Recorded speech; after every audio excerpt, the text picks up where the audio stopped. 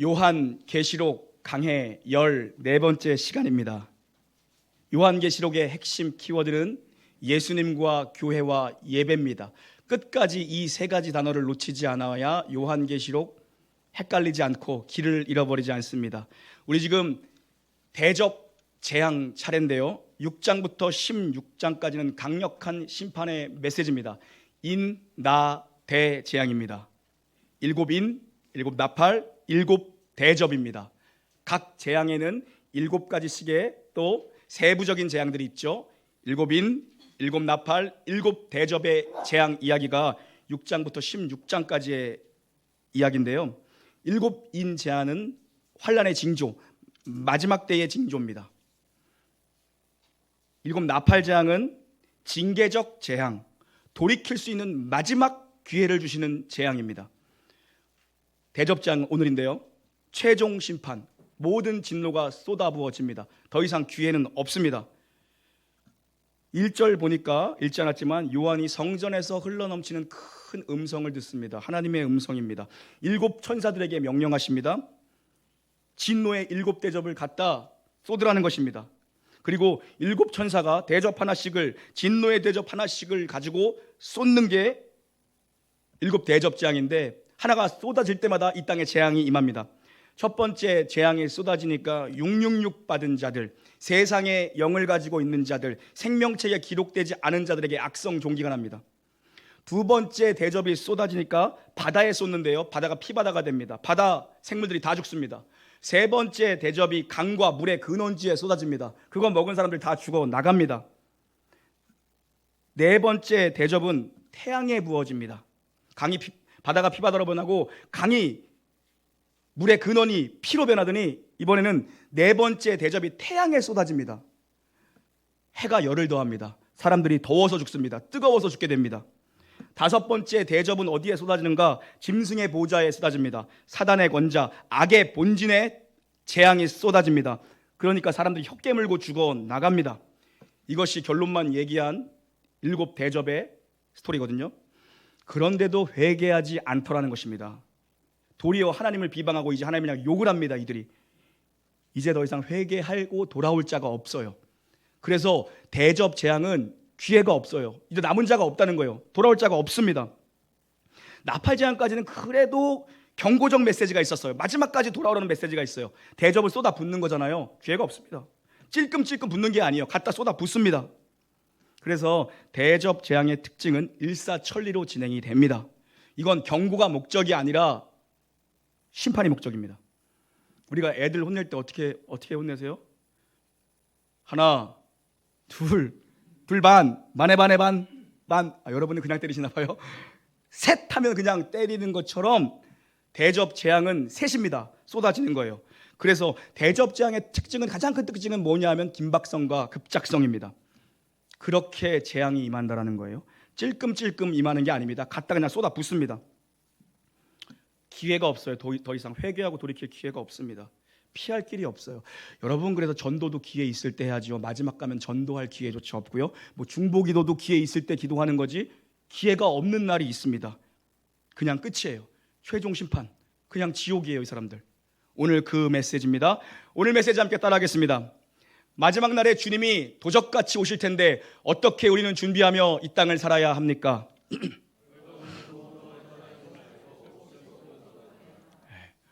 옷을 꼭 입고 다녀라, 이거거든요. 오늘 본문 12절부터가 6번째 대접이 부어지는 얘기예요. 오늘 6번째 중심으로 살펴볼 거예요. 나머지는 그냥 스킵하고 넘어왔죠. 그냥 짧게 제가 핵심만 말씀드렸죠. 오늘 6번째가 핵심인데, 6번째 대접의 재앙의 핵심은 아마겟돈 전쟁입니다. 그래서 여러분, 이 아마겟돈, 이거 여러분 영화 보셔가지고 그래가지고 좀 오해가 있는데, 이거 이해가 필요해요.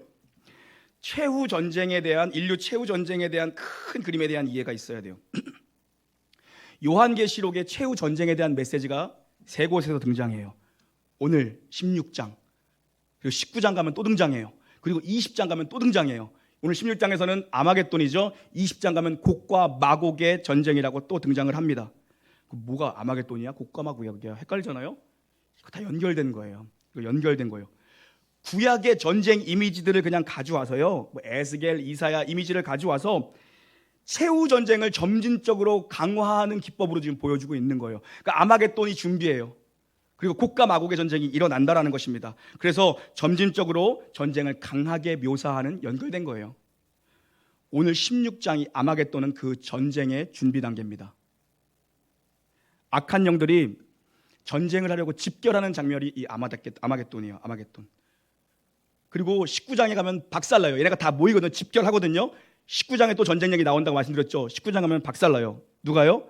우리가 앞에서 살펴봤던 두 명. 누구예요? 땅에서 올라온 애들, 바다에서 올라온 두 짐승. 걔네가 19장 가면은 유황불에 던져집니다. 20장 가면은 이제 곡과 마곡의 전쟁 얘기 나오는데 20장에서 그럼 누가 던져지겠어요? 용, 사단, 옛뱀. 걔가 던져져요. 그리고서 하나님의 새하늘과 새 땅이 임하는 겁니다. 구원이 완성되기 위해서는 심판이 있어야 돼요. 그죠? 천국 가려면 지옥이 있다고 여러분요. 기회가 많지 않아요. 마지막 때가 되면 전도도 기도도 아무것도 기회가 없습니다. 연결되어 있는 거라고요. 그래서 악의 삼위일체가 이 전쟁 때 박살나는 내용입니다. 오늘 아마겟돈은 소집령이에요. 다 모이는 겁니다. 최후 전쟁을 점진적으로 보여주는 게 16, 19, 20장 하나로 연결되어 있어요. 그래서 오늘 16장 본문은 악의 세력들이, 악의 연대들이 다 집결하는 겁니다. 총집결하는 내용입니다. 12절 함께 읽습니다. 시작. 또 여섯째 천사가 그 대접을 큰 강 유브라데에 쏟음에 강물이 말라서 동방에서 오는 왕들의 길이 예비되었더라. 아멘. 여섯 번째 천사가 어디다가 대접을 이번엔 갖다 붓습니까? 큰 강 유브라테스 강에 붓는데요. 그러니까 어떤 일이 벌어져요? 강물이 다 말라버린대요. 그래서 누가 밀고 들어와요? 동방의 왕들이 다 밀고 들어온대요. 그래서 전쟁이 일어난대요. 이걸 또 여러분 또 이해하려면 또 설명이 또 한 번 필요한데 잘 들으세요. 이스라엘 땅의 경계를 알아야 돼요. 약속의 땅이잖아요. 신명기 11장에 보면 하나님이 이스라엘 땅의 경계를 명확하게 말씀하세요. 신명기 11장 24절 함께 읽습니다. 시작. 너희의 발바닥으로부터 밟는 것도 너희 소유가 되리니 너희의 경계는 곧 광야에서부터 레바논까지와 유브라데 강에서부터 서해까지라. 아멘. 이 말씀대로라면은 이스라엘의 약속의 땅의 진짜 경계가 어디예요? 종으로 보면 이스라엘 남쪽 광야부터 위로는 어디예요? 북쪽에 레바논 넘어가는 데까지고요. 그러면 가로로 보면 어디예요? 서해부터래요. 서해 어디예요? 제부도? 이거 1부 때도 안 웃었는데 2부 때도 안 웃네. 포기할 걸. 나는 이거 생각하고 새벽에도 자다가 웃었어. 내일 제부도에서 빵빵 터지고 조개구이 먹으러 가겠구나. 아무도 안 터져. 나의 노력은 헛것으로 돌아갔네. 서해 지중해요. 지중해에서부터 오른쪽 어디예요? 네, 유프라테스 강까지예요. 그런데 실제적으로 이스라엘의 역사 속에서 약속의 땅 전부를 점령해야 못해요? 왜요? 오늘 주님 말씀하셨거든요. 네가 밟는 땅은 다 너에게 줄게. 못 밟아요. 믿음이 없어서 순종 못해요. 그죠? 원래는 지금보다 훨씬 더 국경이 크다고요. 정복을 못합니다. 순종을 못해요. 그래서 어쨌든 유브라테스 강 서쪽까지가 여기가 약속의 땅이에요. 경계예요. 그런데 그 경계를 이루고 있던 유브라테스 강에 대접 재앙이 부어지면 유브라테스 강이 다 말라버린대요. 무슨 말이에요? 장벽이 없어진다라는 거예요. 경계선이 없어진다라는 거예요. 적들의 침략이 가능해진다. 그냥 땅으로 건너온다라는 거예요. 가나안과 바벨론의 경계가 없어진다. 교회와 세상의 경계가 없어진다. 성도와 세상 사람들의 경계가 없어진다. 그래서 어떻게 됩니까? 동방에서 동방의 왕들이 밀고 넘어온대요. 마음껏 동방의 왕들이 치고 오는 길이 열렸다라고 얘기를 합니다. 그리고 동방의 왕들은 누군가? 13절과 14절 함께 읽겠습니다. 시작.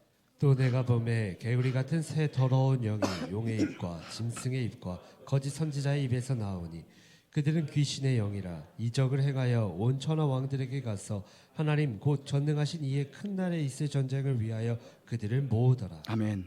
전쟁을 치르려고 그 강을 건너오는 애들이 누구래요? 13장에서 나왔던 그 두 짐승, 용, 걔네들이에요. 두 증인, 충성스러운 두 증인, 교회를 괴롭혔던 그 배후 세력들이 동방에서부터 밀려온대요. 그 두 증인을 괴롭혔던 그 짐승들이, 얘네들이 하다 안 돼요. 교회가 없어지지 않아요. 그리스도인들이 굴복하지 않아요. 왜요? 충성된 자들이 남아있으니까. 서문학교회 같은 어떤 일이 있어도 믿음을 지키는 서문학교회 같은 정결한 교회들이 남아있으니까 교회가 끝나지가 않는 거야. 왜요? 교회는 광야 한복판에 던져져 있지만 그 광야에서 낮의 해와 밤의 달이 상치 못하도록 우리 주님께서 장막을 펴시고 그 장막의 날개 아래 우리를 가두셔서 우리를 거하게 하셔서 우리를 보호하신대요. 무슨 공격, 어떤 미혹을 해도 교회가 끝나지 않는 거예요. 그리스도인들이 연병처럼 번져나갈 뿐이지 교회가 끝이 나지 않는 거야. 그래서 마지막 최후 전쟁을 하기 위해서 세력을 다 몰고 들어오는 겁니다. 그런데 얘네들이 입을 여니까 누가 나와요? 나방, 사우정이 나방이 나오는 것처럼 성경이 그래요.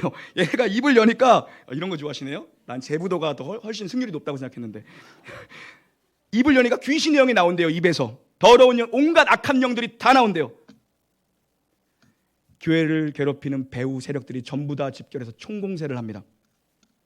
온갖 더러운 영들이 교회로 다 몰려오는 겁니다. 온갖 세상 힘이 다 집결해서 교회로 다 밀고 들어오는 거예요. 하나님을 대적하는 모든 세상의 총집결이 다 집결되는 것, 그게 아마겟돈 전쟁이에요. 사단의 세력이 성도들을 향해 최후 전쟁을 선포하고 밀고 들어오는 겁니다. 아마겟돈을 히브리어로 그대로 하면요, 하르무깃도예요. 하르무깃도, 무깃도의 산이라는 뜻이에요. 실제로 가면 산은 아니고 평지예요. 여기 구약 성경에서 이 무깃도라는 도시는 언제나 전쟁과 심판과 관련해서 등장하는 도시거든요. 사사기 5장 보면 드보라와 바락의 전투가 무깃도에서 일어나요. 역대하 35장에 보면 유다의 왕 요아스 왕이 애굽에서 무깃도랑 전투를 벌여요.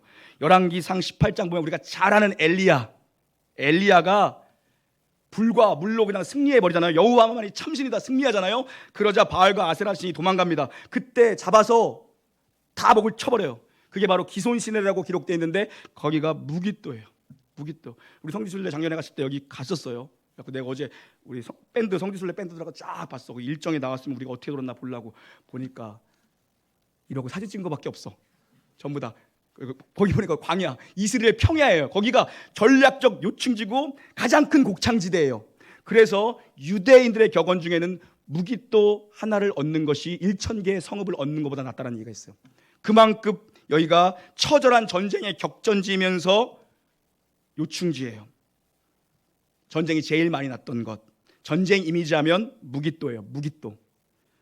그런데 여러분, 세대주의 해석을 하는 사람들은요 여러분은 그런 거 좋아하잖아요. 이걸 실제로 여기서 3차 세계대전이 일어난다고 해석을 해요. 실제로 유브라테스 강이 마르고 누가 밀고 온대요? 러시아가 밀고 오고 중국이 이슬람과 결탁해서 러시아, 중국, 이슬람의 세력들이 다 모여서 여기서 다 박살낸다고 해석을 해요. 3차 세계대전이 여기서 일어날 거래요. 아유, 뭐 강이 유브라테스 강이 있어서 그 미사일을 못 쏴요? 요즘같이 이스라엘 중동 전쟁이 일어날 때는 이 스토리가 단골로 늘 등장합니다. 지금도 난리야. 계시록 뭐 유튜브에 검색해보면 다 이 얘기하고 있어. 예전에 걸프전 터졌을 때도 그 얘기했어요. 예전에 다 틀렸어. 다 틀렸어. 옛날에 이유가 열불, 여기 등장하는 용의 열불이 이유라고 설교했어. 다 틀렸어. 종말론 떠드는 사람들 다 이 얘기하고 있거든요. 지금요 3차 대전이 나긴 나겠죠. 언젠가 나겠죠. 뭐 중동 전쟁이 계속 나겠지. 뭐 안 나겠어요? 전쟁, 기근, 박해, 재해 엄청 날 겁니다. 엄청 날 거예요. 그럼에도 이건 그게 아니라 나도 막 이렇게 설교하고 싶더라고. 요즘 유튜브 조회수가 너무 안 나오는 거야. 나 이렇게 하고 러시아가 밀고 오고 중공이랑 이거 하면은 보니까 다 10만 막 이런 거야. 나도 요 얘기 좀 해볼까? 그거 아니에요. 아니라고요. 역사 속에 다 틀렸어. 여러분 다 그 설교 들었을 거예요. 설교 그렇게 하고 다 돌아가셨어 지금. 네.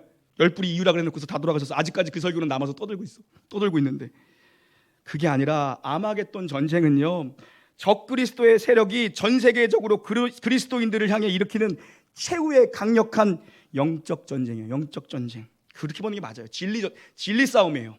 진리와 비진리의 싸움이에요. 교회에게 묻는 겁니다. 여러분 자신에게 도전하는 거예요. 누구를 따를 것이냐? 무엇을 믿을 것이냐? 이 엄청난 도전이 교회로 지금 밀려오고 있거든요. 이 엄청난 도전이 우리 아이들에게로 밀려오고 있거든요. 세상이 물밀듯 교회로 들어오고 있습니다. 여러분, 교회가 세상처럼 되는 게 뭐예요? 세속화되는 거예요. 그 세속화의 물결이 어마어마하게 몰려들고 있어요. 반대로 세상이 교회처럼 되는 게 뭐 되는 거예요? 복음화되는 거예요. 교회의 사명은 세상의 빛과 소금이요 열방이 교회가 되게 해서 복음화를 시키는 것이 교회의 사명인데, 지금 반대의 역사가 이 악한 영들이 결집해서 교회를 세속화시키고 교회를 밀고 들어온다고요. 사상으로 밀고 와요. 사상으로. 이념을 가지고 교회에 들어옵니다. 정치 선동 세력들이 교회에 들어옵니다. 구조적인 압박으로 교회를 밀고 들어와요. 이단들은 뭐 자본주의 논리, 민주주의 논리, 힘의 논리, 인간 냄새나는 매력적인 세속주의, 우리의 눈과 귀를 자극하는 가짜 메시지, 그런 시스템들, 이런 것들이 전부 다 교회로 지금 떠밀려오고 있습니다.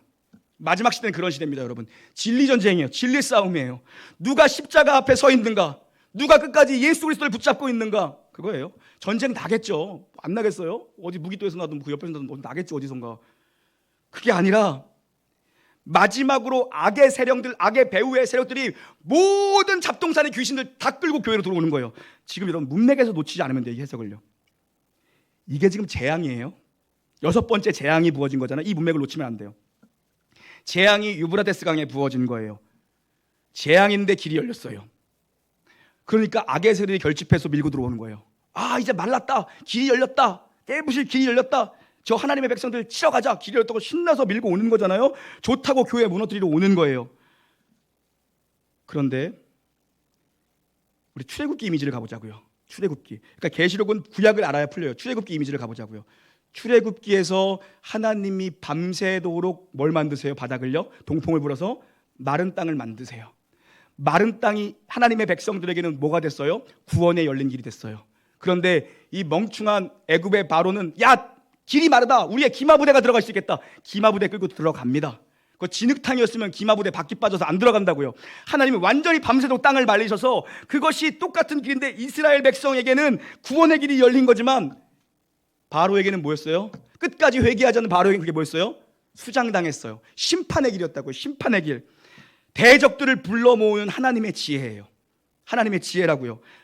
다 태워 죽입니다. 그래서 다음 장 가면요, 두 짐승들은 유황불에 던져주고 불못에 던져주고 사단 용이 불못에 던져주고 거룩하신 하나님의 백성들이 하나님을 찬양하는 것으로 끝이 나요. 하나님을 대적하는 666의 세력들이 교회로 다 몰려듭니다. 그러다 어떻게 돼요? 한 방에 훅 갑니다. 구원이 완성되기 위해서는 반드시 심판이 있어야 돼요. 천국이 있으면요, 지옥 가는 사람이 있어요. 너무 편안하게 예수 믿으면 안 됩니다. 천국이 있으면 반드시 지옥이 있는 거예요. 천국 생각만 하는데 지옥 생각 안 하세요? 다 지옥 가요. 이 마지막 때가 이르면 기회가 더 이상 없어요. 15, 16절 한번 읽어보겠습니다. 15, 16절입니다. 시작. 보라, 내가 도둑같이 오리니 누구든지 깨어 자기 옷을 지켜 벌거벗고 다니지 아니하며 자기의 부끄러움을 보이지 아니하는 자는 복이 있도다. 새 영이 히브리어로 아마겟돈이라 하는 곳으로 왕들을 모으더라. 아멘. 대적들이 교회로 몰려들어서 온갖 더러운 영들이 악한 것들의 입에서 다 나온 그 온갖 잡귀신들이 다 모여서 교회로 밀려들어오고 있는데, 각종 광명의 천사에 하고 이념을 가지고 사상을 가지고 정치를 가지고 이 복음을 깨고 복음을 훼손하고 이 진리의 십자가에서 할 수만 있다면 성도들을 넘어뜨리고 여러분 뺏어가려고 교회를 무너뜨리려고 들어오고 있는데, 여러분들 어떤 경우에도 교회 깨는 일에 앞장서면 그 십자가의 원수되는 겁니다. 그 마음파하게 새기세요. 어떤 경우에도 교회 깨면 십자가의 원수돼요. 악한 영의 그거 사단의 앞잡이 노릇하는 거예요. 대적들이 교회로 몰려들어오고 있는데 주님은 뭐라 그러세요? 한 말씀 하세요. 내가 도적같이 오리니 깨서 옷만 입고 있으면 돼. 옷만 입고 있어. 너 깨서 옷만 입고 있어. 그러세요. 요한계시록을 해석하는 방법 중에 7복으로 요한계시록에 나타난 7가지 복으로 요한계시록을 해석하는 방법도 있거든요. 그 중에 그 관점으로 해석한다면 오늘 여기가 3번째 복이 등장해요. 깨어서 옷을 입고 있는 자들은 복되도다. 마지막 날에, 여러분, 노아의 날에 그 홍수가 쏟아지는데 그때까지 먹고 마시고 시집가고 장가갔던 사람들이 아니라 깨어 방주를 짓던 사람들, 깨어 옷을 입고 있던 사람들, 그게 천국 백성이에요. 깨어있는 자가 누군가? 이꼬로 옷 입고 있는 자. 자고 있는데 뭐하러 옷을 입고 있어요? 잠들었는데. 옷 입고 있는 자 이꼬로 깨어있는 자입니다. 깨어서 옷을 입는 자는 최후의 전쟁이 나든.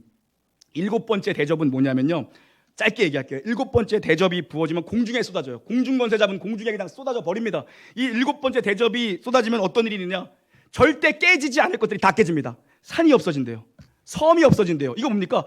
깨질 수 없는 것들. 그러면서 마지막에 뭡니까? 바벨론 성이 새동강 나버린대요. 그게 다음 문맥이에요. 새동강 난대요. 3은 뭐예요? 완전수잖아요. 세상의 모든 것들이 3등분 나서 다 깨진다. 완전히 깨진다. 우리가 절대로 안 깨질 것 같은 경우들, 절대로 이거는 망할 리 없어, 이거는 무너질 리 없어라고 우리가 하나님보다 더 신뢰했던 모든 것들이 다 깨져버릴 겁니다. 영구할 것 같았던 것들의 대표예요. 이런 것들이 한 방에 훅 가는 겁니다. 근데 전쟁이 나더라도 무슨 일이 나더라도 깨어서 옷만 입고 있으면 아무 염려할 것 없다라고 지금 짧게 말씀하세요. 야, 무슨 난리가 소리와 소문이 난리가 나도 깨어서 옷만 입고 있으면 괜찮아. 이 옷은 뭔가? 이 옷은 의의 옷입니다. 그리스도의 옷입니다. 그리스도로 옷 입는 것입니다. 성경에서 옷 입는다는 것은 자신의 신분을 나타내는 것입니다. 군복을 입고 있으면 군인이잖아요. 목사 가운을 입고 있으면 목사잖아요. 승복을 입고 있으면 스님인 거고, 옷은 신분입니다. 마태복음 22장에 가면 천국 비유가 나와요. 천국 잔치 비유가 나와요. 그리고 요한계시록에도 이 다음 장 가면 다음 장 가면은 어린 양의 혼인 잔치, 천국 잔치가 나와요. 마태복음 22장에서 복음서에서 천국 비유가 나오는데 임금이 콜링합니다. 모든 사람들을 부릅니다. 길거리에 놀고 있는 사람 다 부릅니다. 천국으로 부릅니다. 다들 바쁘다고 안 와요. 밭에 밭일할 게 많다고 안 옵니다. 농사질 게 많다고 안 와요. 자식들 시집장가 보낸다고 안 옵니다. 한 번 더 콜링합니다. 그러자 사람들이 오긴 오는데 한 명이 내어 쫓깁니다. 거기서 주인이 보더니, 임금이 보더니 너는 어찌하여 잔치에 참여할 예복을 입고 오지 않았냐. 던져집니다. 밖으로 던져집니다. 다른 옷을 입으면 안 되는 거예요. 예복 입어야 돼요. 예수님으로 옷 입은 자가 천국에 입장할 수 있는 거예요. 마지막엔 여러분, 예수님 붙잡냐 안 잡냐 그 싸움이에요. 눈에 보이는 전쟁은 계속 날 거라고요.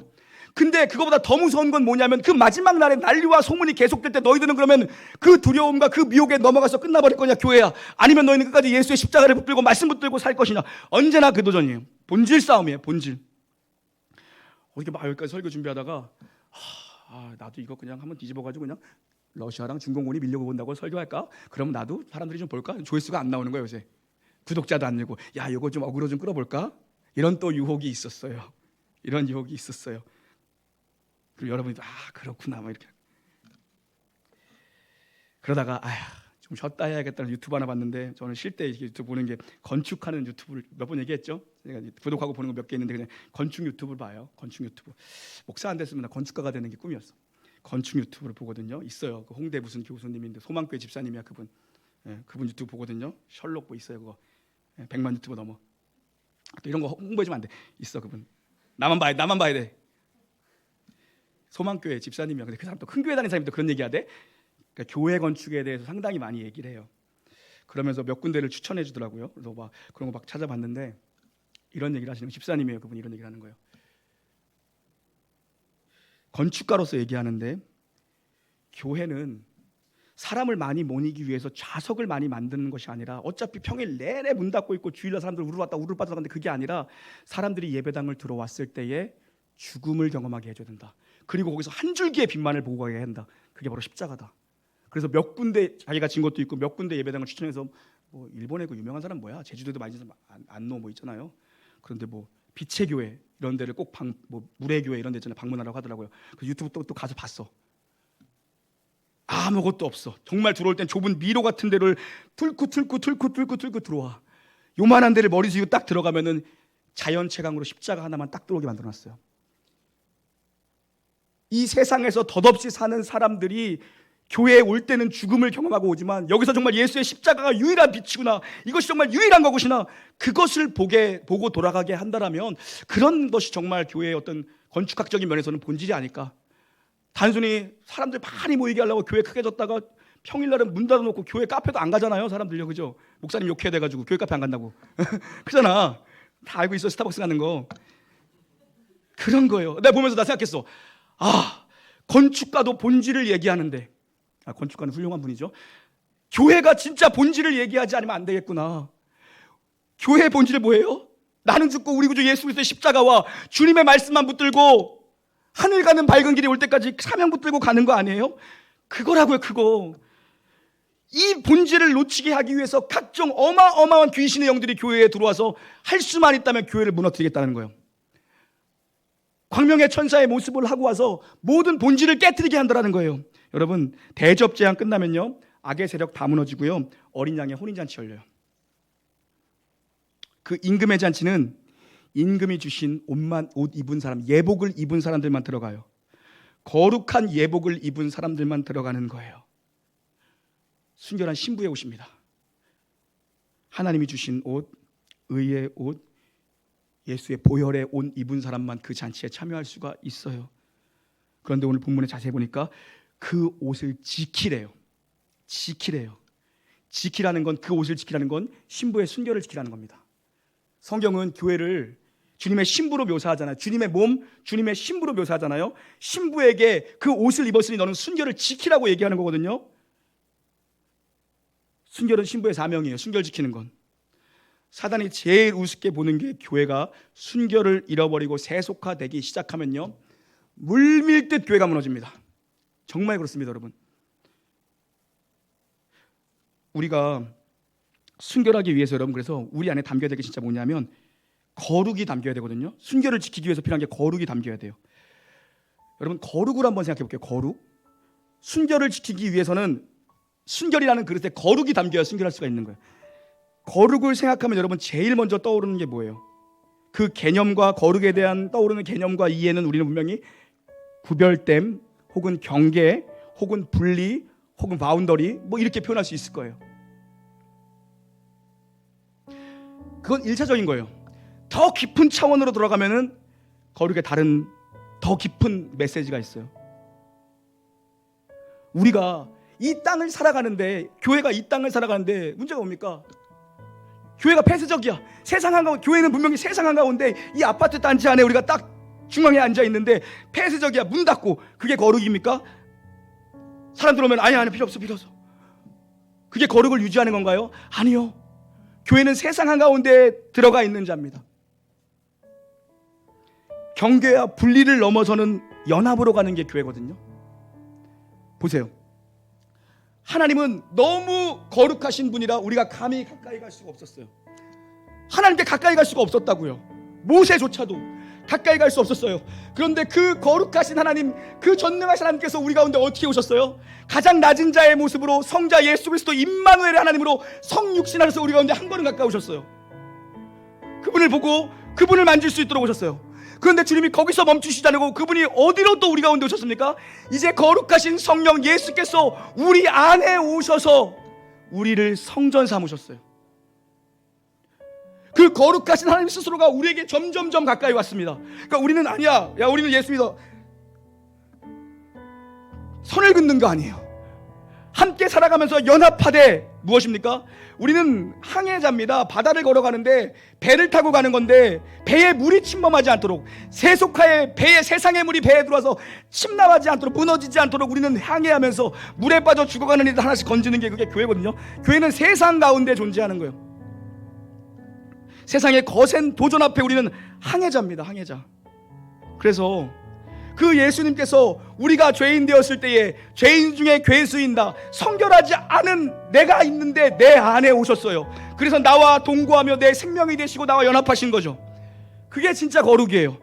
진짜 거룩의 1차적 의미는 구별됨과 경계와 바운더리지만, 진짜 거룩이란 뭐나? 예수의 생명이 내 안에 들어와 예수와 함께 걸어가며 예수와 함께 동행하며 예수를 생각하고 예수가 원하시는 삶을 살고 예수가 원하시는 목회를 하고 예수님이 꿈꾸는 그런 교회.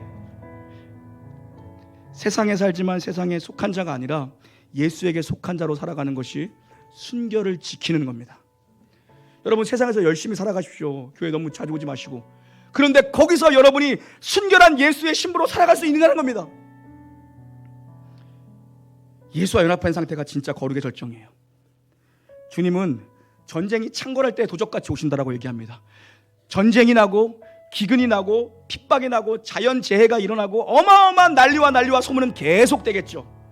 빵빵 터지겠죠. 한 번도 생각해보지 못한 것들이 그냥 무너져버리겠죠. 설마 저게 무너지겠어? 다 무너질 겁니다. 도저히 무너지지 않을 것들이 다 무너지고 내가 의지하고 있는 모든 것들이 다 무너질 겁니다. 그때 벌거벗고 있는 자는 부끄러움을 당한다라고 얘기합니다. 여러분, 예수님을 옷 입고 살아가고 예수님과 동행해야 됩니다. 교회는 예수님을 가르치는 곳이고 예수님을 전하는 곳이고 예수님을 들으러 와야 되는 것입니다. 나는 우리 놀라운 게 모든 성도님들이 앉아있는 자리마다 그 예수님께 붙들리며 예수님과 동행하며 사나 죽으나 예수예요. 왜냐? 여기서도 예수고 죽어서도 예수랑 함께 사는 거거든요. 영원히 그분을 따라가며 노래하는 어린 양으로 우리가 살아가는 거거든요. 수많은 도전들이 우리의 신앙을 위협할 겁니다. 우리 자녀들의 신앙을 수많은 것들이 흔들어낼 겁니다. 넘어지는 자들이 속출할 겁니다. 속출할 겁니다. 그때 벌거벗은 자가 아니라 예수로 충만한 자로 우리는 서 있어야 됩니다. 자녀들에게 그걸 가르쳐야 되죠. 그들이 살아가는 시대는 우리가 살아가는 시대보다 훨씬 더 힘든 시대가 될 겁니다. 우리가 살아가는 시대 역시도 뒤로 가면 뒤로 갈수록 점점 더 큰 난리들이 일어날 것이고, 세상의 온갖 것들이 교회에 들어와서 교회의 성도를 할 수만 있다면 다 뺏어갈 겁니다. 교회를 어떻게 해도 무너뜨릴 겁니다. 여러분, 예수로 충만하지 않으면 무너집니다. 여러분, 앉아있는 자리가 예수로 충만한 자리를 주의 이름 축원합니다. 다른 교회는 모르겠습니다. 나는 우리 놀라운 교회, 나의 기도 제목이며 바람이 있다면 난 우리 놀라운 교회에 들어와 있는 여기서 예배드리는 성도들만큼이라도 정말 알곡신자 되기를 바랍니다. 큰 교회 되길 바라는 거 아니에요. 여러분, 정말 알곡신자 돼야 됩니다. 마지막 날에 뚜껑 열었는데 알곡신자가 없어. 다 허당이야. 다 666이야. 다 지옥불에 던져질 자들이야. 그거 누가 책임지는 거예요? 여러분, 정말 예수님 믿고 예수님과 동거하고 그 예수님으로 충만해서 세상에 어떤 도전이 있다 할지라도, 어떤 전쟁 앞에서도 물러서지 않게 되기를 주의 이름으로 축원합니다.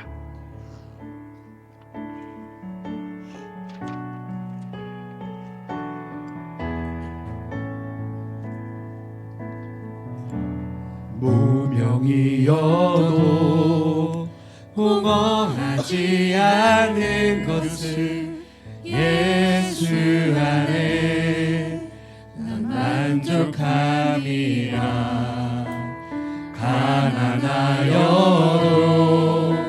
부족하지 않은 것을 예수 안에 오직 나는 부요함이라.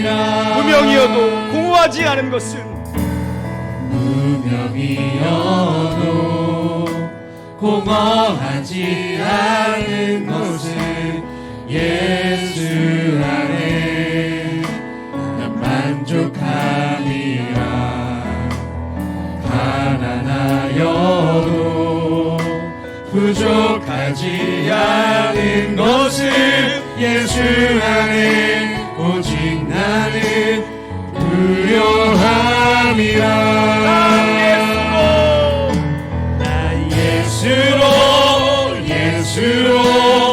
예수로 충만하네. 난 예수로 충만하네. 난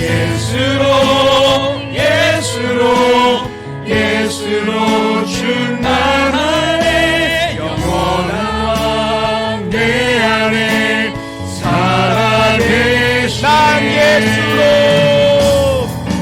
난 예수로 충만하네. 난 예수로 충만하네. 난 예수로 충만하네. 영원한 왕 내 안에 살아계시네. 고난 중에도 견뎌낼 수 있는 것은,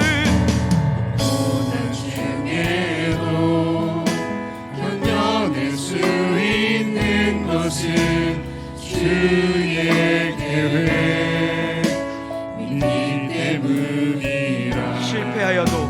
실패하여도 일어설 수 있는 것은 예수 안에 오직 나의 승리함이라. 고난 중에도 견뎌낼 수 있는 것은, 견뎌낼 수 있는 것은 주의 계획 믿기 때문이라. 실패하여도 일어설 수 있는 것은 예수 안에 오직 나는 승리함이라.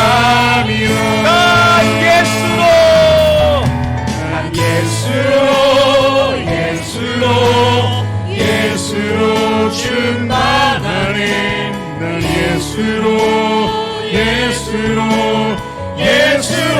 충만하네. 난 예수로 예수로 충만하네. 영원한 왕 내 안에 살아계신 난 예수로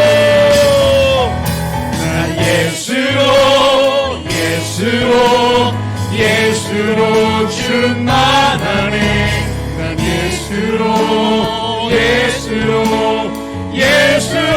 충만하네. 난 예수로 충만하네. 영원한 왕 내 안에. 다시 한번 우리 고백하십시다. 난 예수로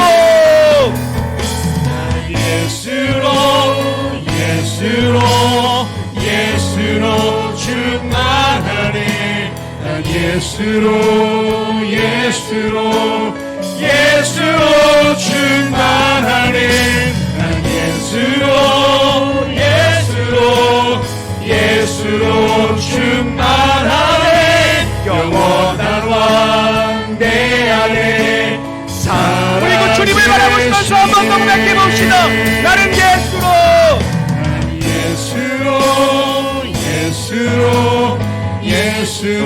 충만하네.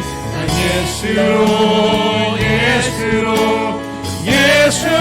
충만하네. 난 예수로 충만하네. 영원한 왕 내 안에 살아계시네. 사랑하는 성도 여러분, 한번 통성으로 기도하기를 원합니다. 하나님, 나와 내 집이 선택해야 되는 겁니다. 나와 내 집은 여호와만 따를 것이다. 이제 너희 앞에 두 길이 있으니 가라고 말씀하십니다. 그 땅을 밟으라고 말씀하십니다. 나와 내 집이 세상의 난리와 소문과 기근과 자해적 재해와 경제적 붕괴와 수많은 구조적 압박들이 우리 가운데 몰려올 때 예수로 충만하여져서 끝까지 믿음을 저버리지 않는 하나님의 거룩한 순결한 신부, 성령과 동행하며 예수와 자든지 일어서든지 예수와 함께하는 인생을 제가 살도록 믿음의 경주를 완주하도록 주님 역사해달라고 주의 이름 3번 부르짖읍시다. 주여, 주여, 주여. 하나님 아버지 감사합니다.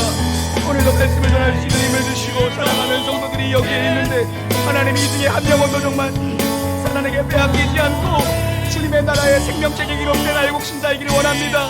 하나님만이 하실 수 있사 우리 예수를 만나게 하시고 예수를 영접하게 하시고 예수와 동행하는 참된 교회의 삶을 살게 하여 주시기를 원합니다. 하나님, 우리 교회가 하나님 아버지와 마지막 때로 갈수록 본질에 붙들린 교회 예수 그리스도와 십자가 외에는 내가 아무것도 알지도 않기로 했다. 내가 이전에 알던 모든 것들을 대설물로 여긴다라고 얘기했던 그 사도 바울의 신실한 고백이 우리의 고백 될 수 있도록 하나님 역사하시고 도와주시옵소서. 뒤로 갈수록 하나님 예수에 붙들린 인생 살게 하시고 믿음의 길을 걸어가는 삶을 낼 수 있도록 아버지 은혜를 내려주시기를 원합니다.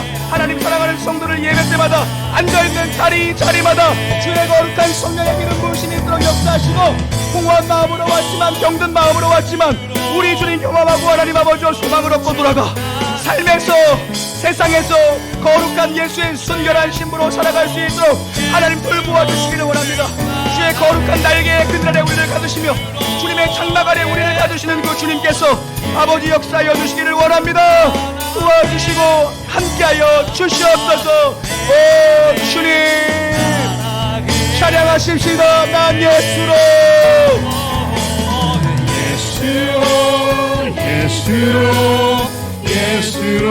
충만하네. 난 예수로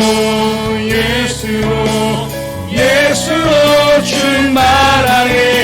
난 예수로 충만하네. 영원한 왕 내 안에 살아. 함께 자리에서 일어나시겠습니다. 난 예수로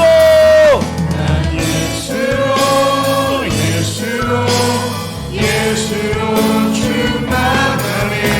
난 예수로 충만하네. 난 예수로 충만하네. 영원한 왕 내 안에 살아계시네. 우리 한 번 더 마지막으로 선포합시다.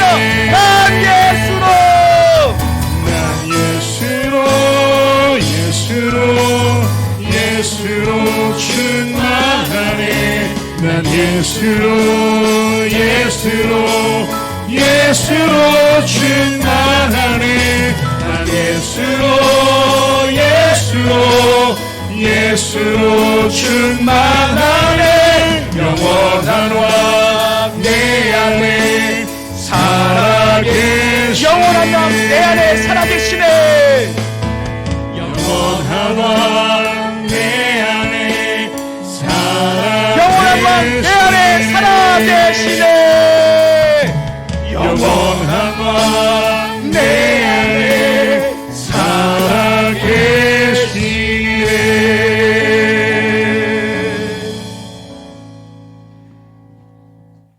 살아계신 우리 주 예수 그리스도의 은혜와 하나님의 사랑과 우리 성령님 내 안에 내주하시고 내 안에서 역사하시고 나를 감동케 하시고 오늘 나를 위로하시고 동행하심의 은총이 도적같이 임하는 주님의 큰 날에 예수님으로 충만하여 주 다시 오심을 기다리고 사모하며 살기로 소원결단하는 놀라운 교회 머리 숙인 모든 영가족 머리 위에와 저들의 가정과 샬롬이 필요한 열방 위에 이제부터 영원 무궁히 함께 있을지어다. 아멘.